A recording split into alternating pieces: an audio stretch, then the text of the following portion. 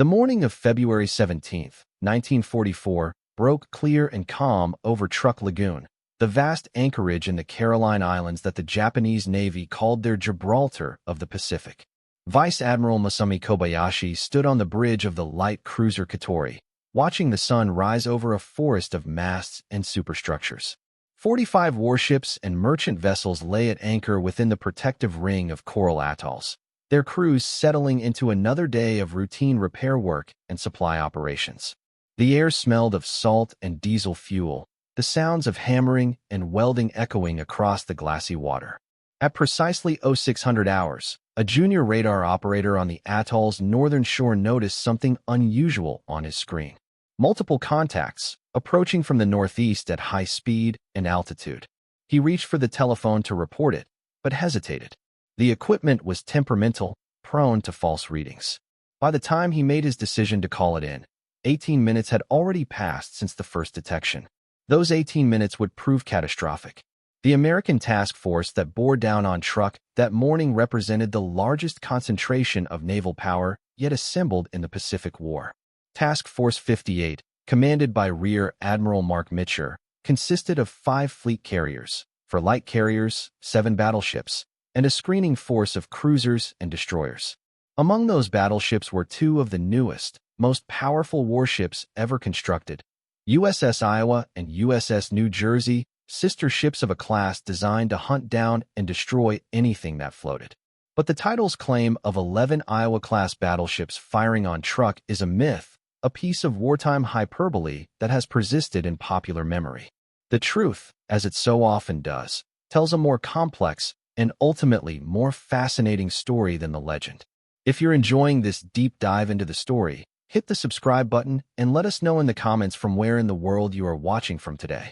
To understand what really happened at Truk, we must first understand what Truk represented to the Japanese Empire in early 1944. The lagoon, roughly 40 miles across, was nature's perfect fleet anchorage. Surrounded by a barrier reef punctuated by volcanic islands, it offered protection from both storms and submarine attack. The Japanese had fortified it extensively since seizing it from German control after the First World War, building airfields on 4 islands, constructing repair facilities, ammunition dumps, and fuel storage tanks. By 1943, Truk had become the primary forward base for the combined fleet, the staging point for operations throughout the Central Pacific. American naval intelligence, working from reconnaissance photos, radio intercepts, and submarine reports, estimated that at any given time, between 40 and 70 vessels occupied the lagoon. The Japanese believed Truk was invulnerable. The coral barrier made submarine penetration nearly impossible. The distance from American bases in the Marshall Islands, over 1,000 miles, seemed to place it beyond the range of effective carrier strikes. Japanese planners had calculated that any American attack would be detected at least 2 hours in advance by patrol aircraft and radar stations, providing ample time to launch defending fighters and disperse the fleet. These calculations, meticulous and reasonable, failed to account for 2 factors: the revolutionary capabilities of America's new Essex-class carriers and the aggressive tactical doctrine that Admiral Mitcher would employ. The Essex-class carriers, first entering service in late 1942, represented a quantum leap in naval aviation. Each could operate up to 90 aircraft, 3 times the number of earlier carriers. Their armored flight decks could sustain damage and continue operations. Their fuel capacity allowed them to steam for weeks without replenishment. When operating together, as they did in Task Force 58, they could put nearly 600 aircraft into the sky simultaneously. This was an aerial armada on a scale the world had never witnessed, and Japanese intelligence had failed to grasp its implications. Mark Mitcher, 57 years old in February of 1944, was a slight man with a weathered face and piercing eyes who looked more like a small-town accountant than a naval warrior. But he had been one of naval aviation's pioneers, commanding the carrier Hornet during the Doolittle raid on Tokyo in 1942. He understood better than almost anyone how carriers could project power across vast distances, and he was willing to take risks that more conservative admirals would reject. His plan for Truk was audacious. Approach within 100 miles under cover of darkness, launch a massive fighter sweep at dawn to suppress Japanese air defenses, then follow with wave after wave of bombers to systematically destroy every vessel in the lagoon. The battleships, including Iowa and New Jersey, would perform a surface sweep around the atoll's perimeter, hunting down any ships attempting to escape. The task force departed its forward anchorage at Majuro Atoll in the Marshalls on February 12, 1944, 5 days before the planned strike. 9 carriers, 7 battleships, 10 cruisers, and 28 destroyers steamed westward in a formation that covered miles of ocean. Aboard the carriers, pilots attended briefing after briefing, studying aerial photographs of Truk, memorizing the locations of anti-aircraft batteries, fuel tanks, and priority targets. The photographs showed an almost surreal concentration of shipping: battleships, carriers, cruisers, destroyers, submarines, transports, oilers, all packed into the lagoon like toys in a bathtub. The briefing officers emphasized that surprise was essential. If the Japanese detected the approach and dispersed the fleet, the entire operation would be a costly failure. What the Americans did not know was that Japanese naval intelligence had, in fact, detected signs that a major operation was underway. Radio traffic analysis suggested unusual American naval activity in the Marshalls. Reconnaissance aircraft reported increased carrier movements. On February 10, Admiral Mineichi Koga, commander of the combined fleet, made a fateful decision. He ordered all major combatant ships to withdraw from Truk to Palau, 1,000 miles to the west. The super battleships Yamato and Musashi, the fleet carriers, the heavy cruisers, all departed on February 10th and 12th. What remained at Truk on February 17th was primarily auxiliary vessels, light cruisers, destroyers, submarines, oilers, transports, and merchantmen. It was still a significant concentration of shipping, representing hundreds of thousands of tons of vital supplies and transport capacity. But it was not the decisive blow against the combined fleet that American planners had hoped for. Task Force 58 approached Truk through the night of February 16th and 17th. The carriers maintained strict radio silence. Navigation lights were extinguished. The massive fleet moved through darkness like a ghost, its wake phosphorescent in the tropical sea. In the ready rooms, pilots tried to sleep or played cards or wrote letters they hoped they wouldn't need to mail. The tension was palpable. Everyone understood that the next day would be historic, one way or another. At 0300 hours on February 17th, the task force reached its launch position, 90 miles northeast of Truk. The carriers turned into the wind, their flight decks illuminated by faint red lights. In the darkness, deck crews began moving aircraft into position, the roar of engines breaking the night silence. The first wave would launch at 0630, time to arrive over Truk at dawn, when Japanese fighters would be most vulnerable on the ground. Aboard USS Enterprise, Lieutenant Commander Edward Steeken, the famous photographer who had joined the Navy at age 62, prepared his cameras. He had been assigned to document the strike, and he understood its significance. This would be the first time American forces had penetrated what the Japanese considered their inner defensive perimeter. The photographs he would take that day would show the world that Japanese naval power, which had seemed invincible just 2 years earlier, was now vulnerable to American might. The Japanese radar operator who detected the first American aircraft at 0600 hours was stationed on Dublon Island, one of Truk's main facilities. His equipment, a Type 2 Mark II air search radar, had a maximum range of approximately 120 miles under ideal conditions. The contacts he saw were Hellcat fighters from USS Yorktown, approaching at 25,000 feet. They were still 70 miles out, closing at 300 miles per hour. Simple mathematics meant they would arrive over the lagoon in 14 minutes. But the operator's hesitation, his uncertainty about whether the contacts were real or electronic ghosts, consumed precious time. When he finally reported the contacts at 0612, only 6 minutes remained before the Americans would be overhead. The alert that went out across Truk at 0613 was urgent but confused. Air raid sirens began wailing on the 4 main islands. Japanese pilots sprinted toward their aircraft. If you find this story engaging, please take a moment to subscribe and enable notifications. It helps us continue producing in-depth content like this. Ground crews rushed to man anti-aircraft guns. But there was no time for an organized response.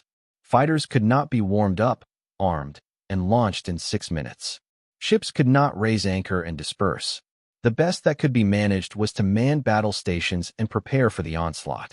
At precisely 06:18, the first wave of 72 Hellcat fighters swept over Truk Lagoon at wavetop height, then climbed rapidly to attack Japanese aircraft on the ground. What followed was not a battle, but a massacre. Japanese fighters, caught while warming up on their airstrips, were strafed and burned. Patrol bombers moored in the lagoon exploded under 50 caliber fire.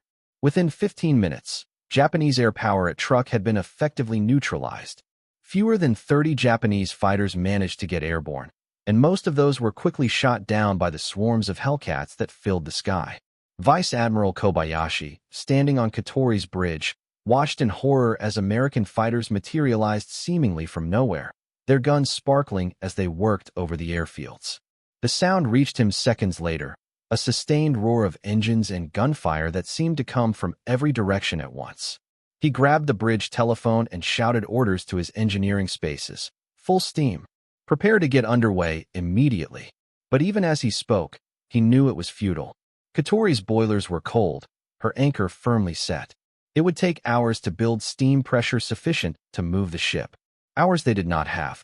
The second wave arrived at 0700, 42 torpedo bombers and dive bombers escorted by more fighters. They came in low over the water, spreading out to attack the ships anchored throughout the lagoon. The destroyer Fumizuki was the first to die, struck by 3 torpedoes in rapid succession. She rolled over and sank in less than 2 minutes, taking most of her crew with her. The light cruiser Agano, already damaged by a submarine weeks earlier and sitting immobile while awaiting repairs, took 4 torpedoes and broke in half. The submarine tender Heian Maru erupted in a spectacular explosion when bombs penetrated her magazine. The blast felt miles away. Throughout that long morning, wave after wave of American aircraft struck Truk.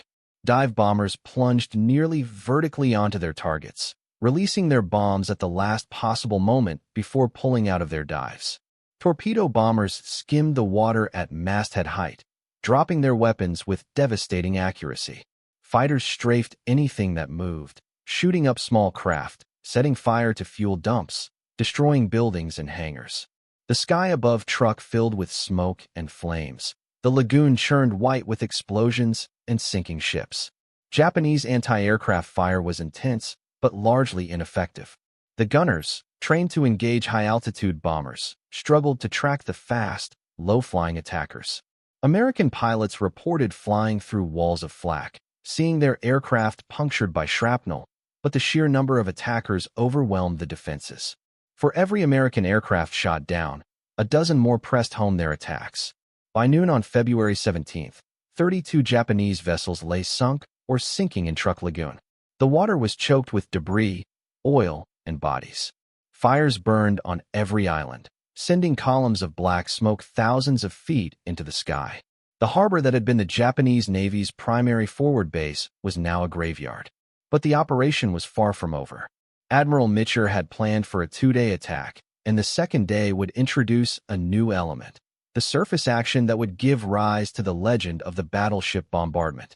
As darkness fell on February 17, 1944, the American carriers of Task Force 58 withdrew to the northeast, their decks crowded with aircraft being refueled and rearmed for the next day's strikes.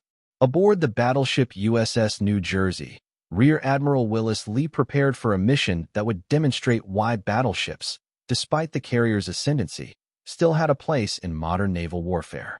Lee, 56 years old, was one of the Navy's most experienced gunnery officers, a man who understood the devastating power of 16-inch naval rifles better than almost anyone alive.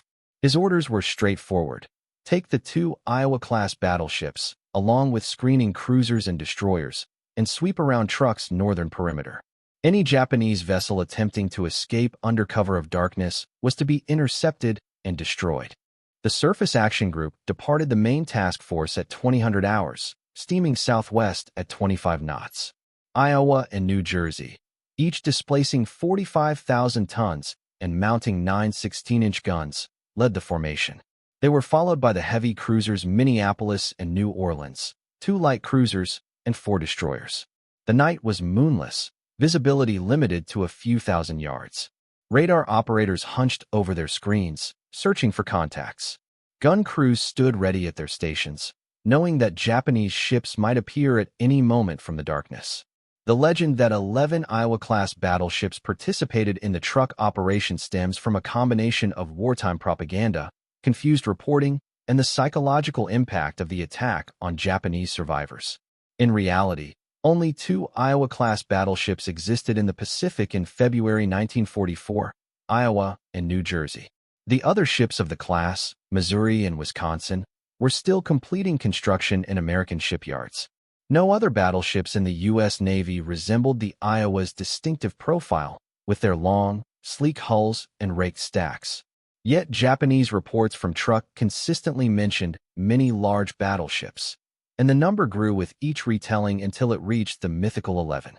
The truth is that Iowa and New Jersey, operating together, possessed firepower equivalent to a much larger force. Each ship could fire 9 16-inch shells every 30 seconds, every shell weighing 2,700 pounds and capable of penetrating 2 feet of steel armor at 20 miles range. When both ships fired full broadsides, they could put 18 massive projectiles on target in half a minute. The psychological effect on anyone witnessing such firepower was overwhelming, and it's understandable that terrified Japanese sailors, seeing their ships torn apart by explosions in the darkness, might overestimate the number of attackers. At 23:15 hours on February 17th, New Jersey's radar picked up a contact bearing 270 degrees, range 28,000 yards. Admiral Lee ordered the formation to turn toward the contact, increasing speed to 28 knots. As they closed, additional radar contacts appeared, multiple vessels fleeing northwest from Truk.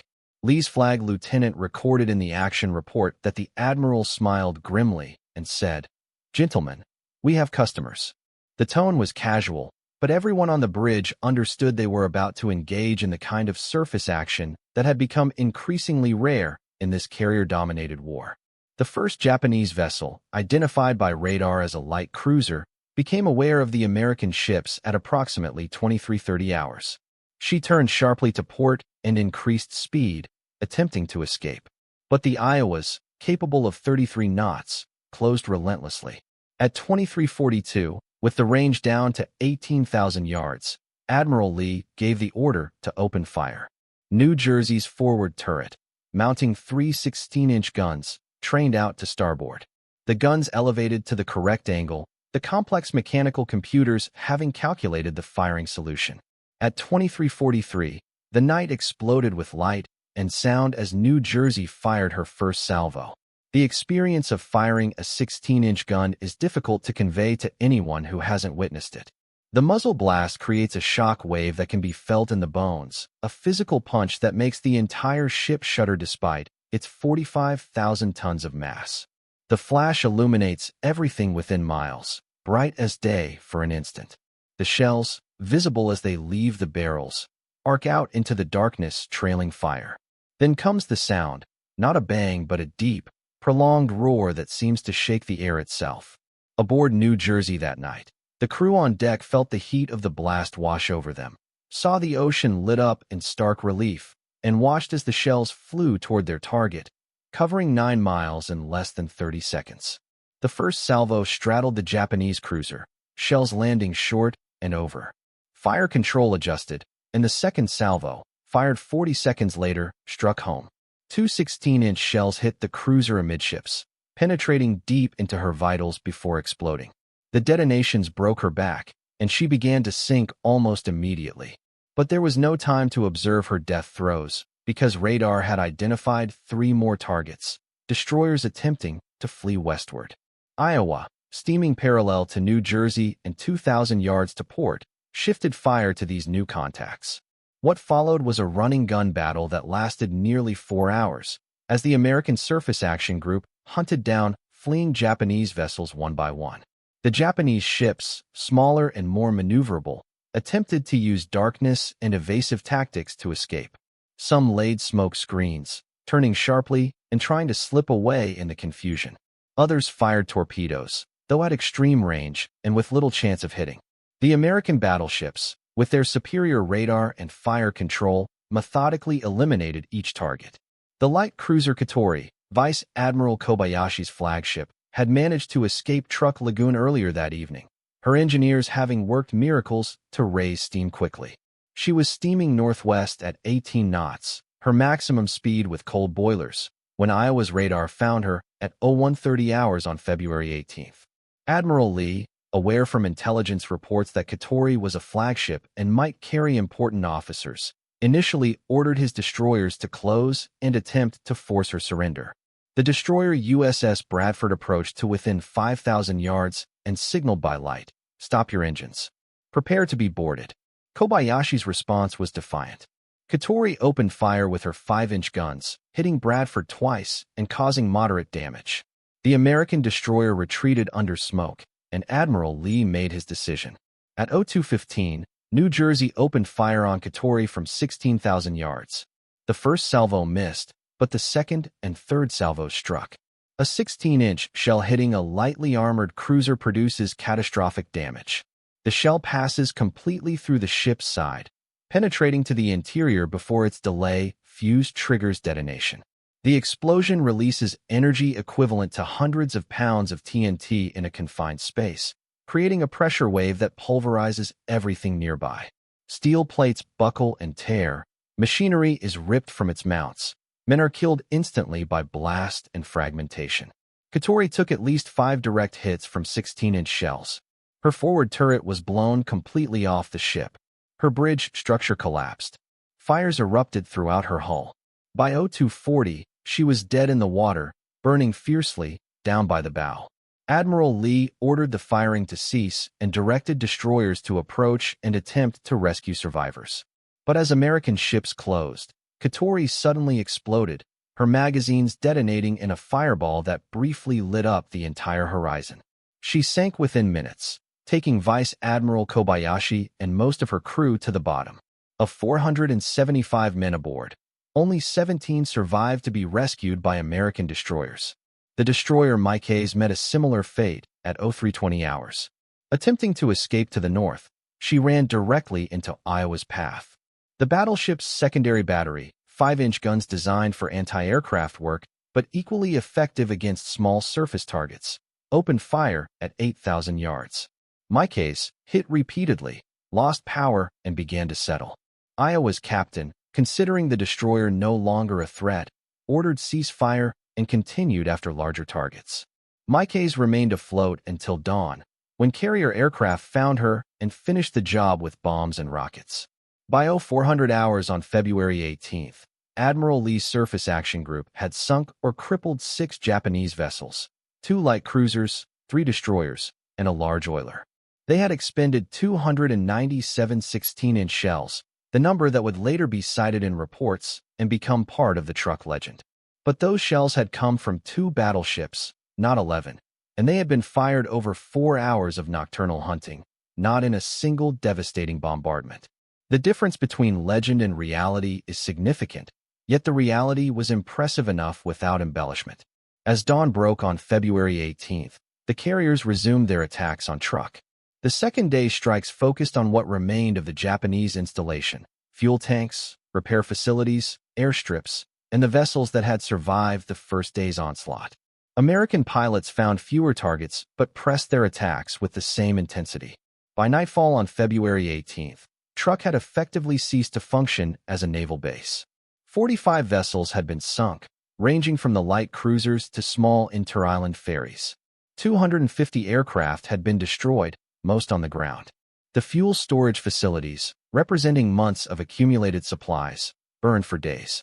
The repair shops, the barracks, the administrative buildings, all lay in ruins. The human cost was severe on both sides. Japanese casualties at Truk totaled approximately 4,500 killed, including Admiral Kobayashi and numerous other senior officers. American losses were remarkably light given the scale of the operation. 25 aircraft shot down, with 25 aviators killed or missing. No American ships were lost, and only destroyer Bradford suffered significant damage. The disparity reflected the growing technological and tactical superiority that American forces had achieved by early 1944.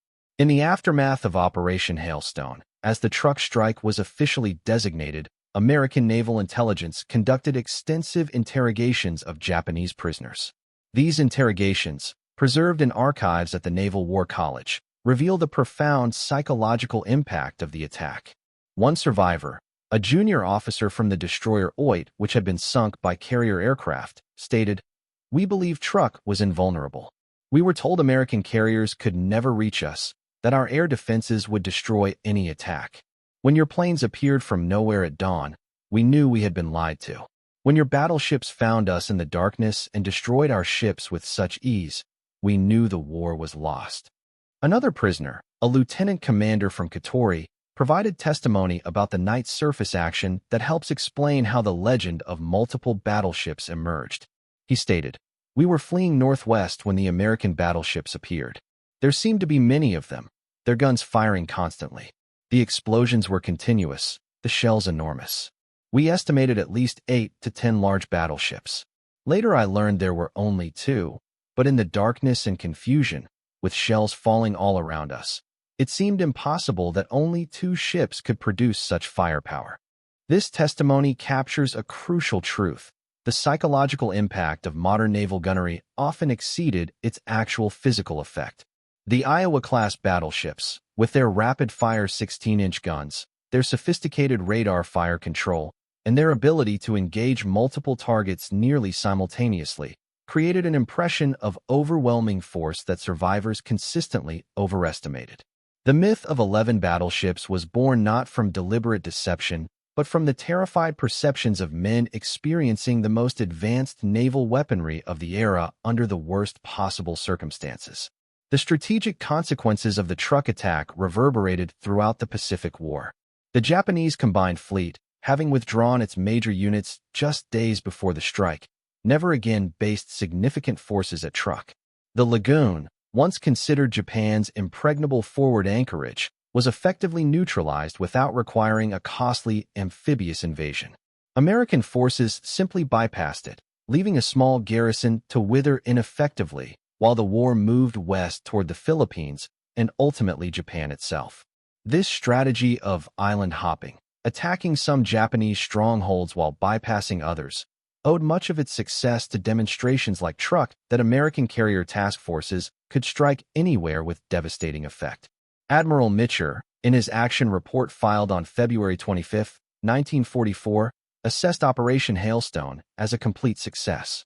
He noted that the operation had proven the capability of fast carrier task forces to conduct sustained offensive operations deep in enemy-controlled waters.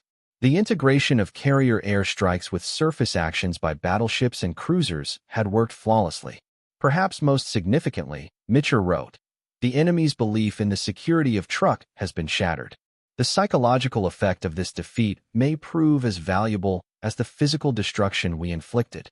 Admiral Lee, in a separate report focusing on the surface action, was more measured in his assessment. He acknowledged that the night engagement had been successful, but noted several areas for improvement. Radar-directed fire control, while effective, still required refinement. Communication between the battleships and their screening vessels needed work. The difficulty of conducting rescue operations in a combat zone required new procedures.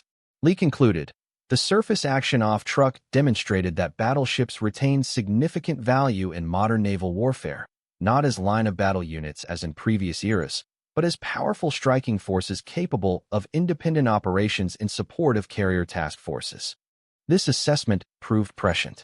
The remaining years of the Pacific War saw American battleships employed primarily as they had been at Truk, in support of carrier operations, conducting bombardments of enemy installations, and hunting down fleeing enemy vessels. The age of battleship versus battleship combat, which had dominated naval thinking for decades, had effectively ended. The future belonged to carrier aviation, but battleships like Iowa and New Jersey still had roles to play as the most powerful surface combatants afloat. The technical specifications that made the Iowa-class battleships so effective deserve examination. These ships represented the culmination of American battleship design, combining maximum firepower with maximum speed. Each ship was 887 feet long, displacing 45,000 tons standard and 58,000 tons fully loaded. The 9 16-inch 50-caliber guns, mounted in 3 triple turrets, could fire projectiles weighing up to 2,700 pounds to a maximum range of 42,000 yards, approximately 24 miles. The ships could sustain 33 knots, making them the fastest battleships ever built and capable of keeping pace with carrier task forces. The fire control systems aboard the Iowas were equally impressive, representing decades of development in naval gunnery. Each main battery turret was equipped with optical rangefinders, but the primary fire control relied on radar. The Mark 8 fire control radar, mounted atop the main battery director, could track targets at ranges exceeding 40,000 yards even in darkness or bad weather. The Mark 3 fire control computer, a massive mechanical calculating machine, continuously computed firing solutions based on own ship's course and speed, target course and speed, wind conditions, air temperature, and even the curvature of the Earth. When integrated properly, these systems allowed the Iowas to engage targets with first salvo hit probabilities that would have seemed impossible to earlier generations of naval officers. Yet for all their technological sophistication, the Iowa-class battleships were products of a strategic vision that was already becoming obsolete when they entered service. The U.S. Navy had begun their design in 1938, when naval planners still envisioned decisive fleet engagements between opposing lines of battleships. The success of carrier aviation at Pearl Harbor, Midway, and the Coral Sea had demonstrated that carriers, not battleships, would dominate naval warfare. By the time Iowa commissioned in February 1943, followed by New Jersey in May 1943, their primary role had shifted from battle fleet vanguard to carrier escort and shore bombardment. The Truk operation showcased this new role perfectly. Iowa and New Jersey spent most of the operation screening the carriers, their massive anti-aircraft batteries helping to protect the more valuable flats from Japanese air attack. Only during the night surface action did they function as the offensive striking force their designers had envisioned. Even then, they were hunting down fleeing light forces rather than engaging in the kind of battleship duel that earlier navies had considered the ultimate test of sea power. The Japanese perspective on Truk reveals the operation's psychological impact perhaps better than American accounts. Japanese naval officers, trained in a tradition that emphasized decisive battle between capital ships, struggled to comprehend the new reality of carrier-dominated warfare. The evacuation of major units from Truk before the American attack, while strategically sound, felt like defeat even before the battle began. The destruction of what remained, accomplished primarily by carrier aircraft with battleships mopping up escapees, confirmed that the combined fleet could no longer defend even its most important bases. Captain Toshikazu Ami, a staff officer at Japanese Naval Headquarters, wrote in his post-war memoirs, "After Truk, we knew that nowhere was safe. If the Americans could strike Truk with such overwhelming force, they could strike anywhere. Our strategy of holding a defensive perimeter collapsed. We were forced into a fighting withdrawal, trading space for time, hoping that American casualties would eventually force a negotiated peace. After Truk, few of U.S. believed that peace would be on favorable terms. The American ability to mass overwhelming force at the point of attack, to appear suddenly with carriers and battleships where the Japanese believed they were safe, represented a form of naval warfare that Japan simply could not counter. The combined fleet, battered by years of attrition and unable to replace losses as quickly as American shipyards produced new vessels, was forced into an increasingly defensive posture. Each American victory made the next victory easier, as Japanese naval power contracted and American power expanded. The material superiority that America brought to bear at Truk was staggering. The 9 American carriers participating in Operation Hailstone had been built in a period of less than 2 years. The Japanese, with their more limited industrial capacity, had required nearly a decade to build a comparable number of carriers, most of which had already been sunk.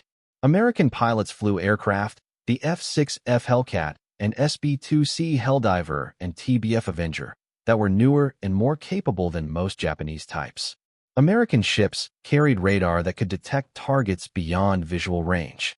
American damage control procedures, learned from hard experience earlier in the war, meant that ships which might have been lost could be saved and returned to action. Yet it would be a mistake to attribute American success solely to material superiority. The tactical innovation demonstrated at Truk, the willingness to conduct extended operations deep in enemy waters, the integration of different types of forces into a cohesive strike package, the aggressive pursuit of fleeing enemies, all reflected a level of professional competence that matched or exceeded the material advantages. The U.S. Navy of 1944 was not simply bigger than the Japanese Navy. It was better trained, better led, and better organized to exploit its technological advantages. The survivors of Truk, those Japanese sailors and soldiers who were rescued after the two-day assault, carried with them stories that spread throughout the remaining Japanese-held territories. These stories, growing in the telling, contributed to a growing sense that defeat was inevitable. The myth of 11 American battleships, impossible though it was, persisted because it served a psychological need. It was easier to accept defeat against overwhelming odds than to acknowledge that 2 battleships and 9 carriers, operating effectively, could accomplish what had seemed impossible just months earlier. American intelligence officers, monitoring Japanese communications in the weeks after Truk, noted references to the huge American fleet and countless battleships. Some analysts worried that these exaggerated reports might stiffen Japanese resistance by suggesting that further fighting was hopeless. Others argued that accurate information about American strength might serve American purposes better, demonstrating that resistance would only bring more destruction. The debate was never fully resolved, but American forces made no particular effort to correct Japanese overestimates of the forces employed at Truk. The long-term implications of Operation Hailstone extended far beyond the immediate destruction of Japanese naval assets. The attack on Truk represented a turning point in Pacific War strategy, demonstrating conclusively that American forces had achieved the capability to strike at will throughout the Japanese defensive perimeter. This capability would shape the remaining year and a half of the war, enabling the island-hopping campaign that carried American forces from the Marshalls to the Marianas to the Philippines and ultimately to Okinawa, within striking distance of the Japanese home islands. The underwater legacy of Truk tells its own story. The underwater legacy of Truk tells its own story. The lagoon, with its dozens of sunken vessels, became one of the world's premier wrecked diving sites in the decades after the war. Divers exploring the wrecks found ships frozen in time, still loaded with cargo, their crew's personal effects scattered throughout rusting compartments. The destroyer Fumizuki lies in 60 feet of water, her deck guns still trained toward the sky.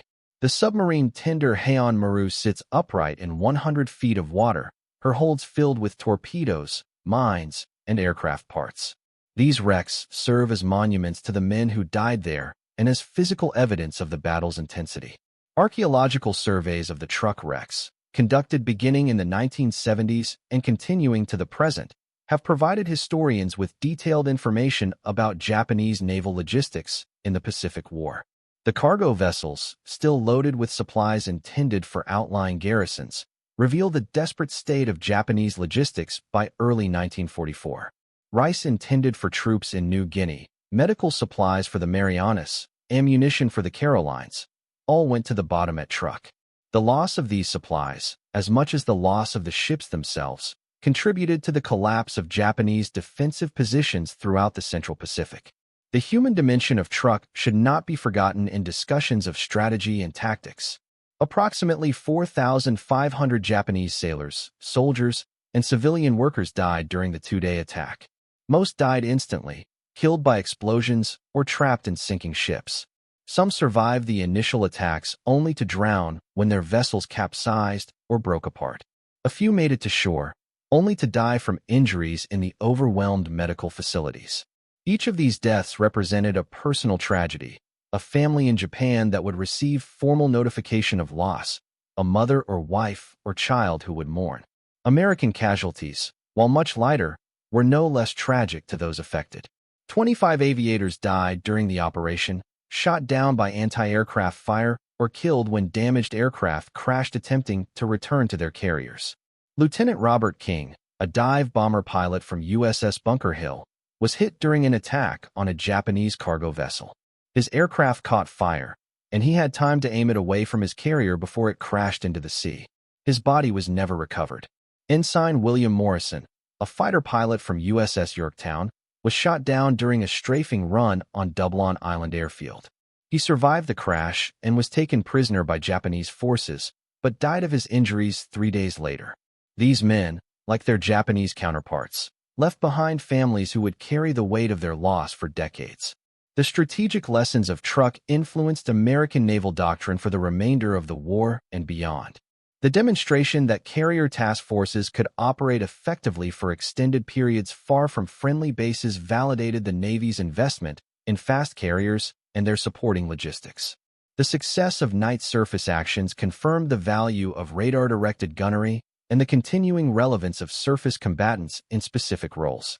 The relatively light American casualties, achieved through overwhelming force and careful planning, reinforced the doctrine of massing maximum power at the point of attack rather than dispersing forces across multiple objectives. For the Japanese, Truk represented a decisive shift in strategic thinking. The concept of a defensive perimeter that could be held indefinitely was abandoned. Instead, Japanese planning focused on extracting maximum cost from American advances, hoping to inflict casualties severe enough to force a negotiated settlement. This strategy would reach its terrible culmination at Iwo Jima and Okinawa, where Japanese defenders fought with suicidal determination, exacting high casualties but ultimately failing to halt the American advance. The myth of Truk's invulnerability had been shattered, and with it, much of Japanese confidence in ultimate victory. The Iowa-class battleships Iowa and New Jersey continued their service throughout the remainder of World War II and beyond. Both ships participated in the Philippines campaign, the Iwo Jima and Okinawa assaults, and the final bombardment of the Japanese home islands. After the war, they were placed in reserve, then reactivated for the Korean War, where their 16-inch guns provided devastating fire support for ground troops. New Jersey was reactivated again for the Vietnam War, her guns pounding shore positions in support of ground operations. Both ships underwent extensive modernization in the 1980s, receiving cruise missile launchers and modern electronics, though their main batteries remained unchanged from their World War II configuration. The legend of 11 Iowa-class battleships at Truk persisted in popular memory, appearing in books, documentaries, and online discussions. Some versions of the story claimed that all 4 Iowa-class battleships participated, forgetting that Missouri and Wisconsin were not yet in service in February 1944. Others suggested that older American battleships were somehow mistaken for Iowas, ignoring the distinctive appearance that made Iowa-class ships unmistakable. The truth, that 2 battleships operating with exceptional effectiveness created an impression of far larger forces, was somehow less satisfying than the myth of an overwhelming armada. Yet the truth of what Iowa and New Jersey accomplished at Truk is impressive enough without embellishment. 2 ships, operating in darkness against a fleeing enemy, sank or crippled 6 vessels in 4 hours of action. They fired 297 16-inch shells with remarkable accuracy, achieving hit rates that would have been impossible just a few years earlier. They demonstrated that American technological advantages in radar and fire control, combined with superior training and aggressive tactics, had created a decisive edge in naval surface warfare. This achievement stands on its own merits, requiring no exaggeration. The broader context of the Pacific War gives Operation Hailstone its full significance. In February 1944, less than 27 months after Pearl Harbor, American forces had advanced from defensive operations to deep offensive strikes into the Japanese defensive perimeter.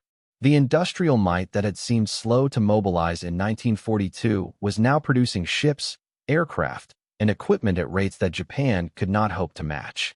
The learning curve that had seen early American defeats at Savo Island and elsewhere had been climbed. By the time of Truk, American naval forces were not just equal to their Japanese counterparts. They were decisively superior in almost every measurable category.